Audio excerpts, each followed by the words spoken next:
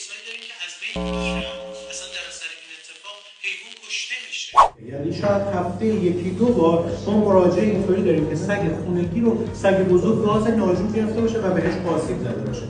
شب 13 در این رفیق خوشگلمون که متاسفانه سگ بومی گازش گرفته بوده به خاطر شکستگی خیلی بد جمجمه و فک پیش ما اومده بود. تقریبا 3 ساعت اتاق عمل بود. خدا رو شکر خیلی بچه قوی و محکم و مستحکمیه و جراحیش خوب انجام شد. انشالله که بره دنبال زندگیش و دیگه از این اتفاق براش.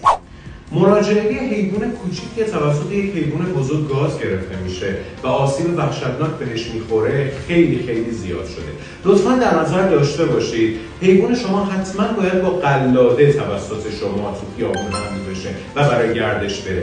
اگر در محیطی تشریف میبرید که حیوان شما قلاده داره ولی حیوان بزرگی اونجا ول هست و قلاده نداره، حیوانتون رو از اون محیط دور بکنید یا به سرعت بغلش بکنید. این اتفاق خیلی میفته که شما یک موضوع رعایت میکنید ولی به علت رعایت نکردن موضوع توسط یک فرد دیگه اتفاق ناگواری میفته. لطفاً بیشتر مواظب این کوچولوها باشید.